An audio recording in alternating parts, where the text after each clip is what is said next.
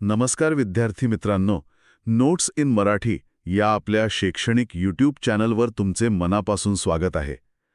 आज आपण इतिहासाच्या एका अशा प्रकरणावर सखोल चर्चा करणार आहोत ज्याने खरं तर संपूर्ण जगाचा चेहरामोहराच बदलून टाकला. हो, आपण बोलणार आहोत फ्रेंच राज्यक्रांतीबद्दल. बरोबर. आपल्याकडे या विषयावरची काही अभ्यासपूर्ण सामग्री आहे आणि आपला उद्देश अगदी स्पष्ट आहे. या क्रांतीमागची कारणं काय होती, घटना कशा घडल्या आणि त्याचे परिणाम काय झाले हे समजून घेणं. आणि स्वातंत्र्य, समता, बंधुता यांसारख्या कल्पना. हो, ज्या आज आपल्याला अगदी सामान्य वाटतात. पण या कल्पनांचाही एक इतिहास आहे आणि तोच आपण आज उलगडणार आहोत. चला तर मग सुरुवात करूया. आपण थेट जाऊया पॅरिसमध्ये. 14 जुलै 1789 ची ती सकाळ खूप तणावपूर्ण होती. हजारो लोकांचा जमाव बॅस्टिलच्या तुरुंगावर चालून गेला होता. पण हे सगळं का घडलं? म्हणजे लोक इतके का चिडले होते? हे समजून घेण्यासाठी आपल्याला थोडं मागे जावं लागेल. क्रांतीपूर्वीच्या फ्रान्समध्ये. म्हणजे साधारण कधी? 1774 मध्ये. तेव्हा लुई 16वा राजा झाला. पण प्रॉब्लेम असा होता की त्याच्या हातात जी राज्याची तिजोरी आली ती आधीच रिकामी होती. अच्छा, आधीच रिकामी. हो, म्हणजे वर्षानुवर्ष चाललेल्या युद्धांमुळे आणि त्यात भर म्हणून अमेरिकन वसाहतींना ब्रिटनविरुद्ध स्वातंत्र्य मिळवण्यासाठी फ्रान्सने मदत केली होती. हो, आणि त्यामुळे राज्यावर कर्जाचा डोंगर उभा राहिला होता. अगदी बरोबर. आणि यासोबतच वर्सायच्या राजवाड्याचा तो अवाढव्य खर्च तर होताच. म्हणजे एका बाजूला राजा आणि दरबाराची चेन, तर दुसऱ्या बाजूला रिकामा खजिना. मग पैसा कुठून येणार? सरळ आहे, करांमधून. आणि इथेच तर खरी समस्या होती. त्यावेळचा फ्रेंच समाज 3 स्तरांमध्ये किंवा इस्टेट्समध्ये विभागलेला होता. 3 इस्टेट्स. हो. पहिली इस्टेट म्हणजे पाद्री वर्ग, ज्याला आपण क्लर्जी म्हणतो. ठीक आहे. दुसरी इस्टेट होती सरदार आणि जमीनदार वर्गाची, म्हणजे नोबेलिटी. आणि तिसऱ्या इस्टेटमध्ये होते बाकीचे सगळे, व्यापारी, वकील, शेतकरी, कारागीर, मजूर, म्हणजे जवळपास 90% जनता. आणि सगळ्यात आश्चर्याची गोष्ट म्हणजे कर भरण्याची संपूर्ण जबाबदारी फक्त आणि फक्त या तिसऱ्या इस्टेटवर होती. हो. पहिल्या 2 इस्टेट्सना जन्मापासूनच कर न भरण्यासारखे विशेष अधिकार मिळालेले होते. म्हणजे जे श्रीमंत आहेत त्यांना कर माफी आणि जे गरीब आहेत त्यांच्याकडून सगळं वसूल करायचं. अगदी. शेतकऱ्यांकडून तर चर्च ताईथ नावाचा कर घ्यायचा आणि सरकार ताय नावाचा प्रत्यक्ष कर वसूल करायचं. एका चित्रात तर मी पाहिले की सरदाराला कोळी आणि शेतकऱ्याला माशी दाखवला आहे. म्हणजे इतकी वाईट परिस्थिती होती. ती परिस्थिती दर्शवण्यासाठी ते चित्र एकदम समर्पक आहे. म्हणजे फक्त करांचाच बोजा नव्हता, अजूनही काहीतरी कारणं असणार. होतीच.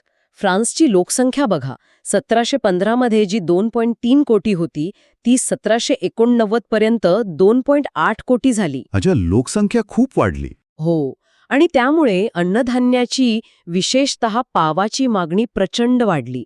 पण उत्पादन काही त्या प्रमाणात वाढलं नाही. मग साहजिकच महागाई गगनाला भिडली असणार. बरोबर.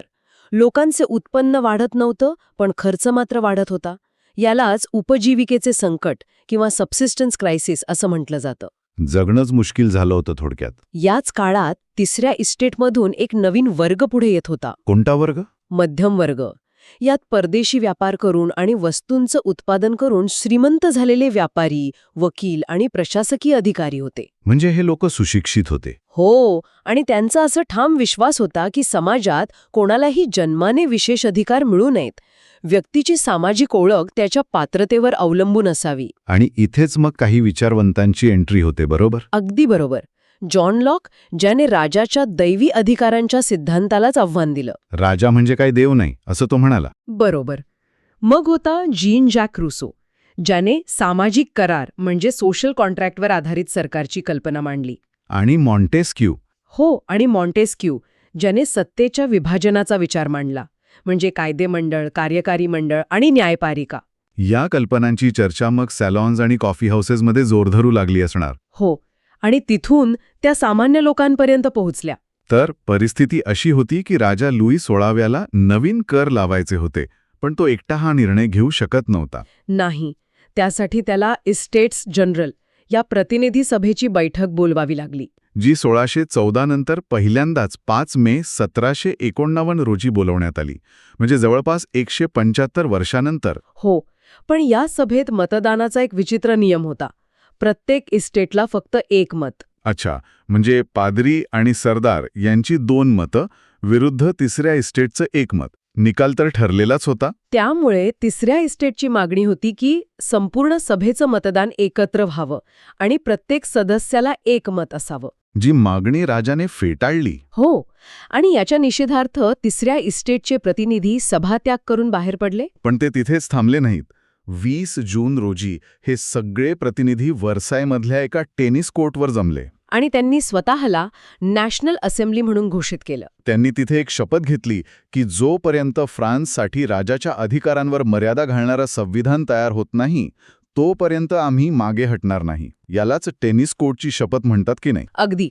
इतिहासातील एक खूप महत्वाची घटना. म्हणजे एका बाजूला हे प्रतिनिधी संविधान बनवण्यात व्यस्त होते, तर दुसऱ्या बाजूला संपूर्ण फ्रान्समध्ये असंतोष पसरला होता. पावाच्या वाढत्या किमती आणि सैन्याच्या हालचालींमुळे पॅरिसमधले लोक संतप्त झाले. आणि मग आला तो दिवस 14 जुलै. हो, त्या दिवशी त्यांनी बॅस्टिलच्या किल्ल्यावर हल्ला करून तो उद्ध्वस्त केला. बॅस्टिल हे राजाच्या निरंकुश सत्तेचं प्रतीक मानलं जायचं. त्यामुळे त्याचा पाडाव ही एक खूप मोठी प्रतिकात्मक घटना होती. हो, आणि यानंतर तर ग्रामीण भागात महान भीती किंवा ग्रेट फिअर पसरली.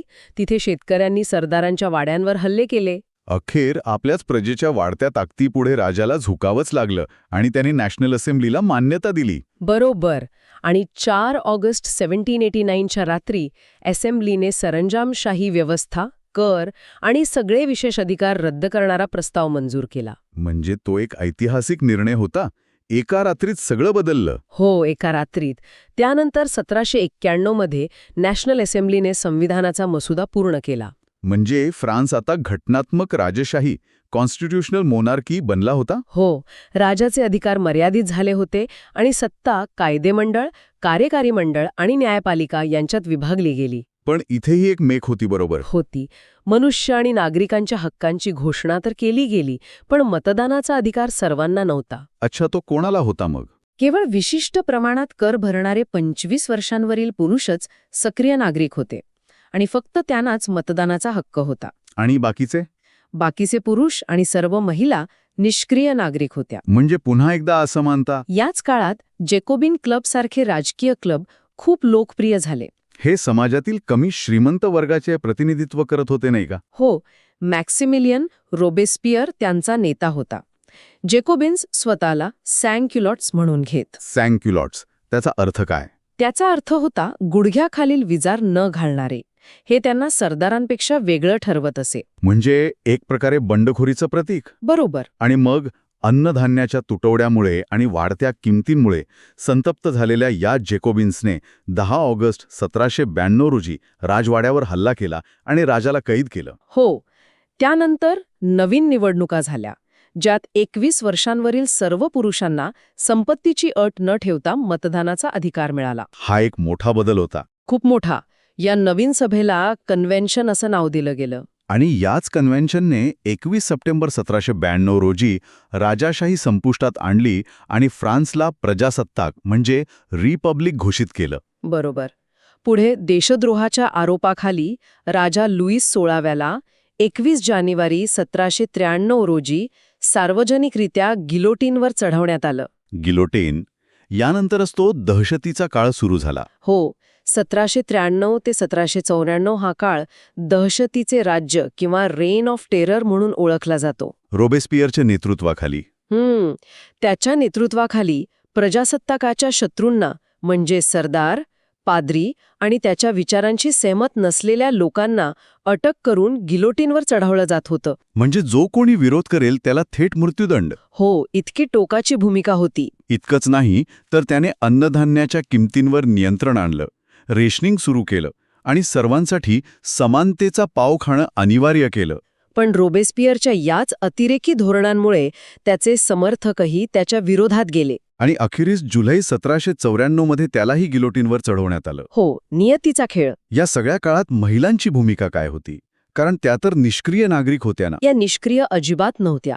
त्यांनी स्वतःचे राजकीय क्लब स्थापन केले होते, मतदानाच्या हक्काची मागणी केली होती ऑलिम्पिद गुजेस यांनी तर महिला आणि नागरिक हक्कांची घोषणा लिहिली होती. वा. जरी त्यांना लगेच यश मिळालं नाही तरी त्यांचा हा संघर्ष खूप प्रेरणादायी ठरला. त्यांना मतदानाचा हक्क मिळायला 1946 साल उजाडलं नाही का? हो, खूप मोठा काळ वाट पाहावी लागली. आणि या क्रांतीचा आणखी एक महत्वाचा परिणाम म्हणजे गुलामगिरीची समाप्ती. बरोबर. जॅकोबिन सरकारने 1794 मध्ये फ्रेंच वसाहतींमधली गुलामगिरी रद्द केली. जरी नेपोलियनने ती नंतर पुन्हा सुरू केली तरी 1848 मध्ये ती कायमची रद्द करण्यात आली. जॅकोबिन सरकारच्या पतनानंतर आलेल्या राजकीय अस्थिरतेमुळेच नेपोलियन बोनापार्ट जो एक लष्करी हुकुमशहा होता त्याचा उदय झाला. हो, आणि 1804 मध्ये तो फ्रान्सचा सम्राट बनला. त्याने अनेक आधुनिक कायदे आणले पण युरोपवर आक्रमणही केलं. नेपोलियन हा एक गुंतागुंतीचा विषय आहे, पण 1815 मध्ये वॉटरलूच्या लढाईत त्याचा पराभव झाला. पण फ्रेंच राज्यक्रांतीने दिलेला वारसा कायम राहिला. अगदी.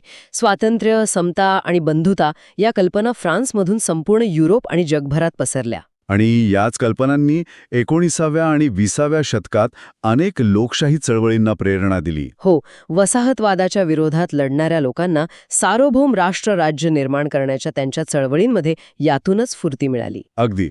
आपल्या भारतातल्या टिपू सुलतान आणि राजाराम मोहन रॉय यांच्यासारख्या व्यक्तींवरही या विचारांचा प्रभाव होता. हो, हे खरं आहे. म्हणजे या क्रांतीचा वारसा खूप मोठा आणि दुर्गामी होता. निश्चितच. पण जाता जाता एक विचार करण्यासारखा प्रश्न मागे राहतोच. या क्रांतीने माणसाच्या हक्कांची घोषणा केली. पण या माणूस या शब्दात नेमका कोणाचा समावेश होता? महिलांचा, गरिबांचा, वसाहतीमधील लोकांचा? हा खूप महत्वाचा प्रश्न आहे. आहे, नाही का?